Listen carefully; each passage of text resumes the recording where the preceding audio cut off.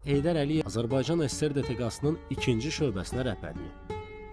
Əks kəşfiyyatın cənub istiqamətindəki əməliyyatların rəhbəri kimi cəmi 30 yaşlı kapitan Əliyev şəxsən tərtib etdiyi arayışlarda İran dənizçiləri ətrafında əməliyyat tədbirlərinin həyata keçirilməsi üçün təkliflər edir.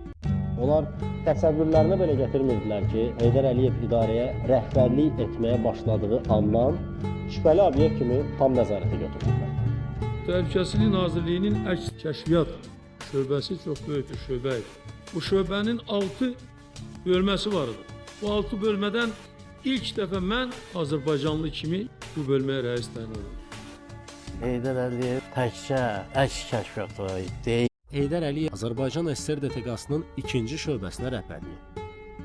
Əks kəşfiyyatın cənub istiqamətindəki əməliyyatların rəhbəri kimi cəmi 30 yaşlı kapitan Əliyev şəxsən tərtib etdiyi arayışlarda İran dənizçiləri ətrafında əməliyyat tədbirlərinin həyata keçirilməsi üçün təkliflər edir.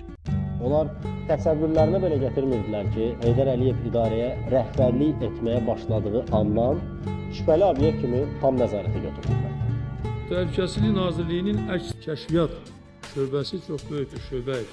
Bu şöbənin 6 bölməsi var idi. Bu 6 bölmədən ilk dəfə mən Azərbaycanlı kimi bu bölməyə rəis təyin oldum. Heydər Əliyev təkcə əks kəşfiyyatı deyil.